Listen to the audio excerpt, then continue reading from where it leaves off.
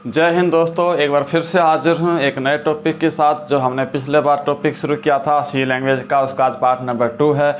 उम्मीद करता हूँ आपको पार्ट नंबर 1 बहुत पसंद आया होगा।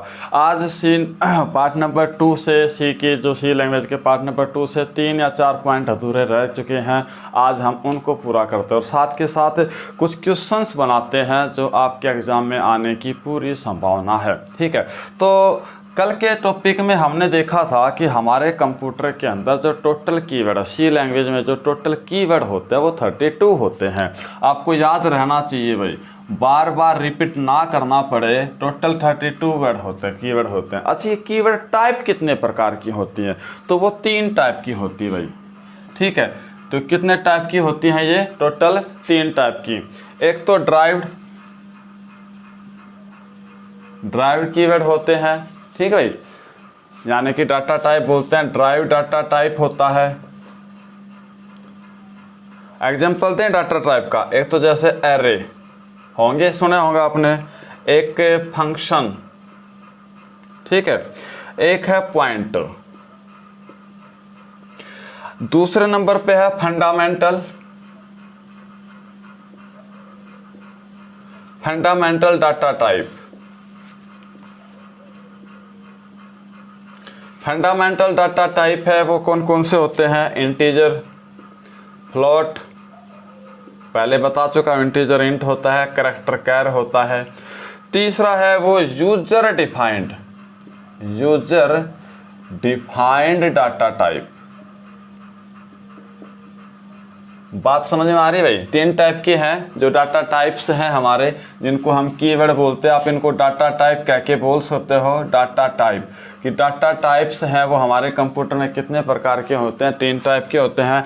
ड्राइव डाटा टाइप है, फंडामेंटल है और यूजर डिफाइंड डाटा टाइप है। तो यूजर डिफाइंड का स्ट्रक्चर नाम सुना होगा, देखा होगा, प्रोग्राम के अंदर यूज होता है। स्ट्रक्चर है एंड यूनियन है। ठीक है, ये एग्जाम्पल मैंने यहाँ पे आपको इनके दिए हैं, 2 2 3 3 2 2 3 3। ठीक है भाई, तो ये आपको याद रखना है कि आपसे पूछा जाए कि हमारे कंप्यूटर में डाटा टाइप कितने प्रकार के होते हैं जिनको हम कीवर्ड बोलते हैं। 32 है जो कि, तो डाटा टाइप हमारे कंप्यूटर में 3, यानी कि सी लैंग्वेज में 3 टाइप के डाटा टाइप यूज होते हैं। ड्राइव डाटा टाइप एग्जाम्पल है आपके सामने, फंडामेंटल डाटा टाइप एग्जाम्पल है आपके सामने और user defined data type example है आपके सामने। नेक्स्ट पॉइंट की तरफ चलते हैं भाई। हमारे कंप्यूटर में जब हम सी लैंग्वेज को यूज करते हैं तो कुछ ऑपरेटर यूज होते हैं। तो सबसे पहला, how many type of operator in C language. सबसे पहला क्वेश्चन बना सकते हो, आप बना लो। ठीक है, क्योंकि मैं लिखूंगा तो ज़्यादा समय यूज हो जाता है। वीडियो को छोटी करनी है क्योंकि ऑलरेडी एक वीडियो हमारी पहले आ चुकी है, तो दूसरी वीडियो हम ज़्यादा बड़ी नहीं करेंगे। तो how many type of data operator, तो ऑपरेटर कितने टाइप के होते हैं? ठीक है, तो ऑपरेटर 7 टाइप के होते हैं। क्या बोलेंगे हमको? 7 टाइप के ऑपरेटर। तो सबसे पहला, जो सी लैंग्वेज में जितने भी टाइप के जो फंक्शन की यूज होती है उनको बोलते हैं ऑपरेटर। तो सबसे पहले है अरिथमेटिक ऑपरेटर। ठीक है, तो अरिथमेटिक ऑपरेटर के अंदर जैसे मैं बात करूं, प्लस है, माइनस है, मल्टीप्लाई है, स्टार है। ठीक है, सॉरी, मल्टीप्लाई नहीं होता है, स्टार, ये मल्टीप्लाई होगा, और ये वाला डिवाइड है और ये वाला डिवाइड है। अच्छा, कई बार आपको एक बात कन्फ्यूजन में आएगा, याद रखना, मेरे माइंड में आ गई ये बात है। इस वाले को और इस वाले का जो यूज है वो क्या यूज होगा कंप्यूटर में, कई बार पूछा जाता है। तो मैं आपको बताना चाहूँगा, इसका एग्जाम्पल लूँगा, ध्यान से सुनना। 5 का 2, अगर आपसे ये क्वेश्चन देते 5 का 2 है ये, तो इसका आउटपुट क्या होगा? तो याद रखना, इसका जो आउटपुट होगा ना वो 2 होगा। क्या होगा इसका आंसर? 2। इंपॉर्टेंट है ये, मैं यहाँ पे लिख देता हूँ क्योंकि जब मैं बैंकिंग में पढ़ाया करता कंप्यूटर बच्चों को, तो ये बहुत बार रिपीट होता था। उम्मीद करता हूँ हो सकता आपके भी आ जाए। दूसरा पॉइंट, अगर मैं कहूँ ये, तो अब इसका आंसर क्या होगा, यानी कि इसका आउटपुट क्या होगा? तो इसका आउटपुट क्या होगा? 1। तो ये क्या करता है? रिमाइंडर को निकालता है। क्या आएगा इसका आंसर? 1। आउटपुट, आंसर की वजह मैं आउटपुट लिखना चाहूँगा। कंप्यूटर पढ़ा रहे हैं तो कंप्यूटर की लैंग्वेज यूज करेंगे। तो क्या आएगा 1 आएगा। तो ये दोनों के दोनों जो हम अर्थमेटिक ऑपरेटर हैं इनको ऑपरेटर बोलते हैं। दोनों के दोनों ऑपरेटर्स को आपको वैल्यू पता होना चाहिए कहाँ पे। अगर सपोज करो पूरा प्रोग्राम बना के आपके सामने ये कर दे और आप कन्फ्यूज हो जाओ कि इसका आंसर क्या है, या ये कर दे आप कन्फ्यूज हो जाओगे आंसर क्या दिखाई देगा, आउटपुट क्या करेगा वो। तो याद रखना अगर ये है तो आपके पास ये आएगा आंसर, क्वोशिएंट आंसर आएगा, भागफल आंसर आएगा। अगर ये दे रखा तो रिमाइंडर आपका आंसर आएगा, शेषफल आपका आंसर होगा। याद रखना ये शेषफल को आउटपुट करता है, ये भागफल को आउटपुट करके दिखाता है। नोट बना लो अपने कॉपी के अंदर, बहुत इंपॉर्टेंट पॉइंट्स हैं ये, ठीक है। तो सबसे पहला था हमारा अर्थमेटिक ऑपरेटर। तो अर्थमेटिक ऑपरेटर होने के बाद अब दूसरे पॉइंट की तरफ चलते हैं और दूसरा है हमारा रिलेशनल ऑपरेटर। क्या बोलेंगे उसको, रिलेशनल। देखो नाम से काफ़ी पता चल जाता है कि नाम से ही भाई ये क्या ऑपरेटर हो सकते हैं। तो रिलेशनल ऑपरेटर आपको पता है greater than, less than, greater than is equal to है या less than is equal to है। ये जो सिंबल्स जो हम यूज करते हैं, ऑपरेटर यूज करते हैं, ये क्या है, रिलेशनल ऑपरेटर के ऊपर आते हैं, ठीक है भाई। उसके बाद आता है थर्ड नंबर है यूनियन ऑपरेटर, जिसको इंक्रीज एंड डिक्रीज ऑपरेटर का नाम भी दिया जाता है, याद रखना, ठीक है। तो यूनियन ऑपरेटर के अंदर प्लस प्लस, माइनस माइनस, ठीक है, ये सिंबल्स यूज होते हैं। साइज ऑफ, क्या बोलते हैं उसको, साइज ऑफ, ये वाला ऑपरेटर यूज होते हैं। अच्छा, अभी एक से पहले कल वाले टॉपिक में मैंने एक प्रोग्राम करवाया था जहाँ पे प्लस प्लस की वैल्यू असाइन हो रही थी, ठीक है, और मैंने कहा था वो वैल्यू 10 तक जाएगी। अगर ध्यान से सुनना भाई, मैंने यहाँ पे कह दिया a इज इक्वल टू 5, इसको एक्सप्लेन कर रहा हूँ, सुन लेना, पेपर में आएगा। a की इज इक्वल टू 5, अगर मैं यहाँ पे कर दूँ plus plus is equal to a, तो इसकी a की वैल्यू अब क्या आएगी, तो याद रखना आउटपुट जो हमें दिखाई देगा ना वो क्या दिखाई देगा, 5। क्या देगा, 5, क्योंकि अगर प्लस प्लस की वैल्यू पहले असाइन हो रही है तो इसके ऊपर कोई फर्क नहीं पड़ता। दूसरा एग्जांपल, माइनस माइनस ए की वैल्यू 5 ही है, ठीक है, माइनस माइनस 5, तो आउटपुट क्या दिखाई देगा भाई, 5। समझ में आई बात, आगे चलते हैं। अगर मैं कहूँ a की वैल्यू 5 है और a is equal two plus plus, और मैंने ये कर दिया, अब आउटपुट क्या दिखाई देगा भाई, तो याद होगा पिछला प्रोग्राम जो मैंने 10 बताया था, ए प्लस प्लस था वो तो बढ़ता जा रहा था, तो ए प्लस प्लस, तो इसकी वैल्यू क्या आएगी, 6, ठीक है। और साथ के साथ ए माइनस माइनस वाली बात और अप्लाई कर दो तो आउटपुट क्या होगा, 4। क्या आउटपुट दिखाई देगा भाई, 4। तो इन दोनों में फ़र्क है, ध्यान से सुन लेना। पहले प्लस प्लस लगाता तो वैल्यू सेम रहेगा, कोई चेंजमेंट नहीं होता। अगर बाद में सिंबल ऑपरेटर यूज करता, सिंबल नहीं बोलेंगे ऑपरेटर बोलेंगे, अगर बाद में ऑपरेटर यूज करता है तो जो वैल्यू है उसमें चेंजमेंट होगा, प्लस प्लस है तो बढ़ेगा, माइनस है तो कम होगा, याद रखना इस चीज़ को, ठीक है। अगले पॉइंट पे चलते हैं, ठीक है, मिटा देता हूँ यहाँ पे मैं। उसके बाद नेक्स्ट आता है लॉजिकल ऑपरेटर। लॉजिकल ऑपरेटर आपने कभी साइंस में पढ़ा होगा, एंड नॉट, एंड गेट है, एंड गेट है, और गेट है, ठीक है, और नॉट गेट है, सुने होंगे नाम ये, नॉट गेट है जो हम उसमें यूज करते हैं। तो ये जो है ना लॉजिकल ऑपरेटर कहलाते हैं, जिसमें कोई फंक्शंस हम अप्लाई करेंगे तो प्लस प्लस की वैल्यू है वो मतलब फॉल्स फॉल्स है वो फॉल्स होके जाएगा, ट्रू ट्रू है वो ट्रू होके जाएगा। तो ये चीज़ें हम जब सीखेंगे, लॉजिकल जो चलेगी हमारी जो क्लास चलेगी, इसका एक अलग टॉपिक होगा, वो टॉपिक जो मैं करवाऊँगा तो इनके बारे में मैं आपको बताऊँगा कि ये होते क्या हैं, ठीक है। लेकिन फिलहाल आपके समझने के लिए इतना है कि लॉजिकल ऑपरेटर पॉइंट नंबर 4 में एंड और नोट ये सब चीज़ें आएंगे। लॉजिकल बोलेंगे, लॉजिकल एंड, लॉजिकल और, लॉजिकल नोट। 5वें नंबर पे कंडीशनल, कंडीशनल ऑपरेटर, ठीक है, पॉइंट इसमें क्या आएगा, कंडीशनल ऑपरेटर। उसके बाद है bitwise, bitwise operator, bitwise operator. Bitwise operator के अंदर तो जैसे किसी वैल्यू को फॉल्स फॉल्स में लेके चलना है, इंक्रीज करके दिखाना है, डिक्रीज करके दिखाना है, जैसे ये है ऐसे, ठीक है, तो इसके साथ चलेगा। उसके बाद है assignment value, assignment operator, assignment operator. नाम से पता चल रहा है कि इसके अंदर किसी चीज़ की वैल्यू असाइन होती है भाई।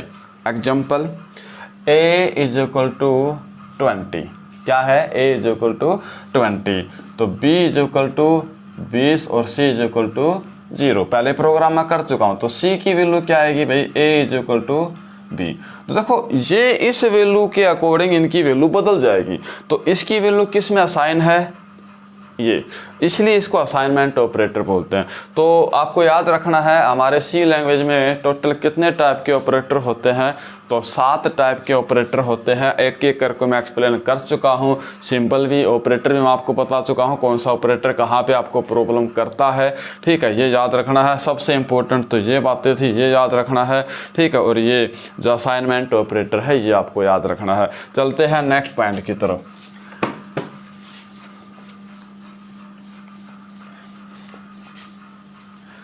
दोस्तों ज़्यादा से ज़्यादा अगर आपको मज़ा आ रहा है क्लास के अंदर तो ज़्यादा से ज़्यादा अपने दोस्तों को पास शेयर करो, भेजो उनको, क्योंकि समय बहुत कम है। मैं भी कोशिश कर रहा हूँ आप लोगों के लिए, मेहनत कर रहा हूँ, नोट्स तैयार करने होते हैं, फिर उसको आपके सामने लेके आना होता है। तो सिर्फ इसीलिए लेके आ रहा हूँ भी ताकि आप लोगों को कुछ बेनिफिट हो जाए। 7 दिन 10 दिन के अंदर जितने भी मैं चाहूँ कि ज़्यादा से ज़्यादा आपको मैटर दे पाऊँ, ज़्यादा से ज़्यादा नोट्स आपको प्रोवाइड करवा पाऊँ, ताकि आपको कुछ फ़ायदा हो जाए। एग्ज़ाम में 10 नंबर कम नहीं होते हैं, ठीक है भाई। तो चलते हैं एक अगला एक प्रोग्राम बनाते हैं और उस प्रोग्राम में देखते हैं क्या उसका आउटपुट होगा। तो देखो पूरा प्रोग्राम बनाता हूँ ताकि आपको सीखने को मिले, ठीक है भाई। तो stdio ऑपरेटर, हेडर फाइल बोलते हैं भाई इसको। फिर है इंटीजर मेन, ये लो, यहाँ से मैंने प्रोग्राम को शुरू कर दिया। जो कि कमांड दी जाएगी वो यहाँ से होंगी, इसके और इसका जो क्लोजिंग पॉइंट होगा वहाँ पे जाके ये होगा। तो void main, sorry void print, क्या प्रिंट होगा ये हमें इसको कमांड में देना है, प्रिंट लाइन और ये लो। तो ये कहता है जो भी लिखा जाएगा वो प्रिंट होना चाहिए सिंगल लाइन में। दूसरा पॉइंट क्या प्रिंट होना चाहिए, print F, this is 007 education, ठीक है। और ये लो क्या कहना चाह रहा है, प्रिंट होना चाहिए एक सिंगल लाइन में। और क्या प्रिंट होना चाहिए, 007 एजुकेशन, ये प्रिंट होना चाहिए, ठीक है। अच्छा दूसरे में कहता है, आगे चला है वो, अभी स्टॉपेज नहीं हुआ है, प्रिंट है, प्रिंट सिंगल लाइन, ये हो गया। और ये जरूरी है, एरर जान से एरर का पता होना चाहिए। एरर अगर आपको नहीं पता चलेगा तो आप सवाल को गलत कर दोगे, ये याद रखना है, ठीक है। क्योंकि जब भी हम कमांड देते हैं कमांड में सेमीकोलन होना चाहिए। उसने अब की बार 3 बार प्रिंट कर दिया है, 3 बार प्रिंट, यानी कि तो इसका मतलब जो भी लिखा जाएगा वो 3 लाइनों में होना चाहिए। फिर इसका मतलब यही हुआ भाई यहाँ पे सिंगल लाइन थी तो सिंगल लाइन में लिखा गया है, यहाँ पे 3 लाइन है तो प्रिंट है। अब इसने कर दिया है रिटर्न, रिटर्न है 0 और ये लो, ठीक है। अब कहना क्या चाहता है वो, ये हमने बंद कर दिया इसको, ये देखो क्लियर है। अब कहता है void print,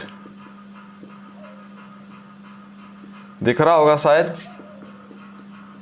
void print और ये लो, ठीक है। और फिर से स्टार्टिंग करूंगा मैं इसको, यहाँ से स्टार्टिंग यहाँ पे कर देते हैं, यहाँ से। तो दोबारा से एक प्रोग्राम सिर से आगे के लेके चल रहा हूँ, वहाँ पे जगह नहीं है। तो कहता है void print,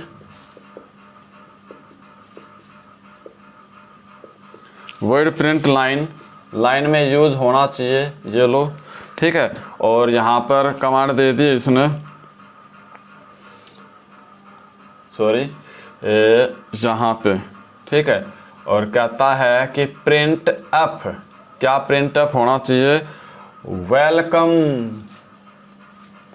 वेलकम करते हैं, चलो वेलकम सर, ये लो भाई, ठीक है।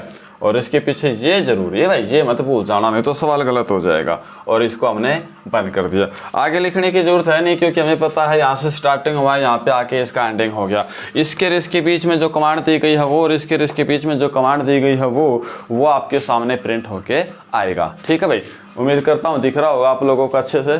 तो अब बताते हैं कि यहाँ से इसका आउटपुट क्या करके दिखाएगा वो। तो देखो ध्यान से सुनना, सबसे पहले इसने कहा वॉइड मैन है वो सिंगल लाइन में प्रिंट होना चाहिए। क्या प्रिंट होना चाहिए, ये मैंने कहा था कि इसके अंदर जो लिखा गया है वो फाइनली प्रिंट आउट होके आएगा, लेकिन इसकी कमांड उससे पहले दी जाती है। तो इसकी कमांड यहाँ दी गई है, यहाँ पे क्या कमांड है कि सिंगल लाइन में होना चाहिए। ठीक है, और देखो मैंने कहा वॉइड प्रिंट है, यहाँ पे प्रिंट क्या लाइन होना चाहिए, वेलकम लाइन, वेलकम सर, लेकिन इसकी कमांड कहाँ दी गई है, ऊपर। कितनी बार है, 1 2 3, है कि नहीं।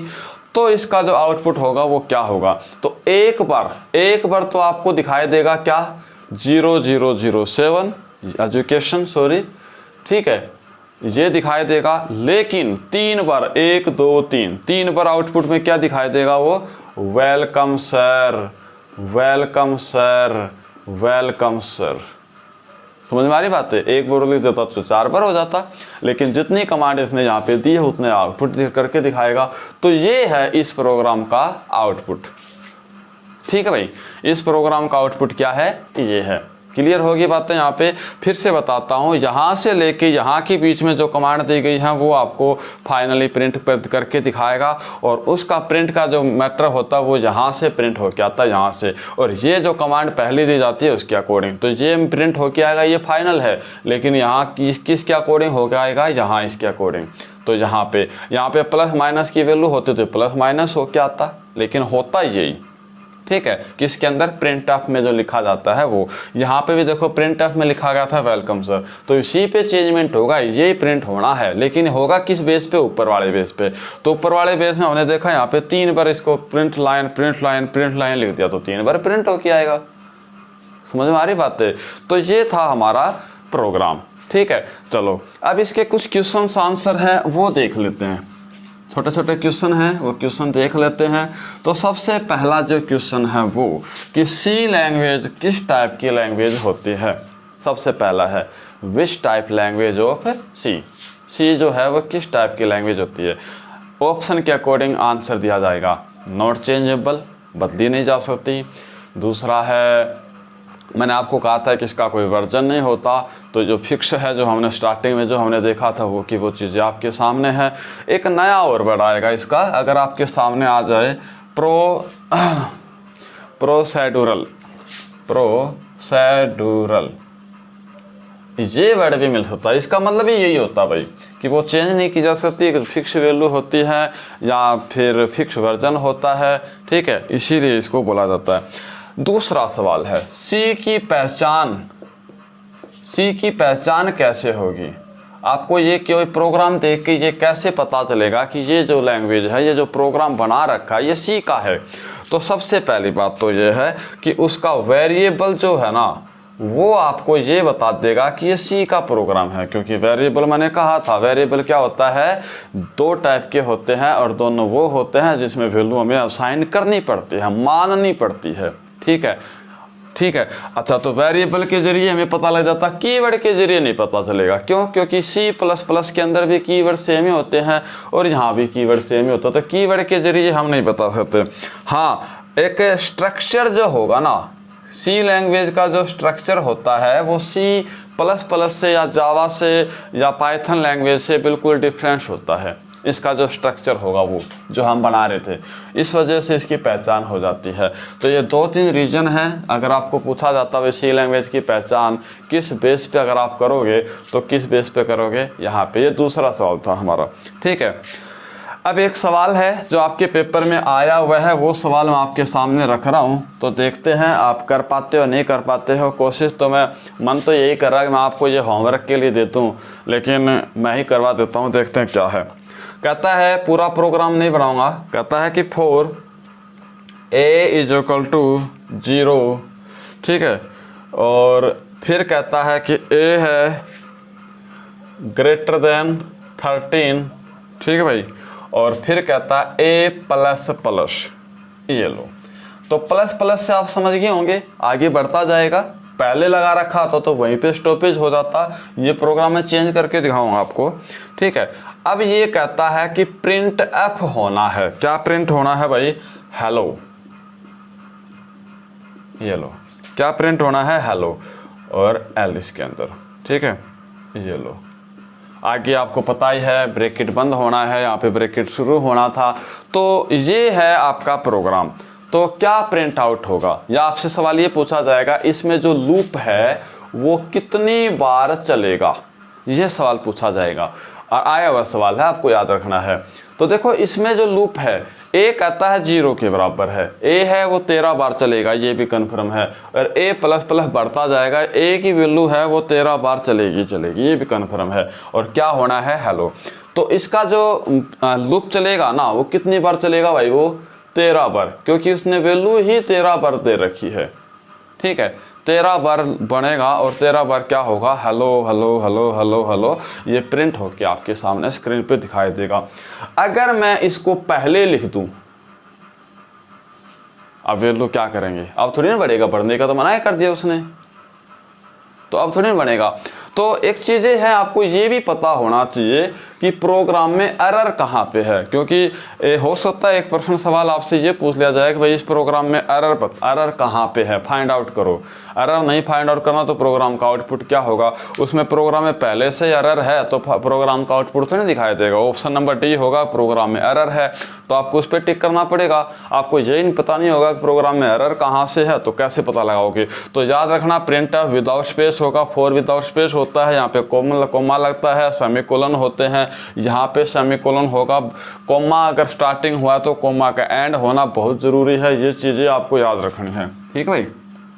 ये छोटी छोटी चीज़ें हैं जिससे आपको एरर का पता लगेगा। लेकिन फिर से एक बार मैं बता दूं कि यहाँ पर जो कमांड दी जाती है वो कमांड आउटपुट होके आएगी, ये कन्फर्म है। लेकिन इसकी जो कमांड है इससे पहले क्लियर होके आती है कि यहाँ पे मेरे को कमांड क्या होगी। मैं यहाँ पे लिख दूँ बी, तो यहाँ पे a + b + c की वैल्यू यहाँ पे आएगी ना निकल के। तो यहाँ आना तो यही है, रोल तो यही है, लेकिन वहाँ से क्लियर होके आ रही है यहाँ पे, ठीक है। तो उम्मीद करता हूँ आपको ये क्लास भी बहुत अच्छी लगी होगी। आज का टॉपिक हमारा सिर्फ यहीं तक। मिलते हैं नेक्स्ट क्लास में एक नए टॉपिक के साथ। जय हिंद, जय भारत।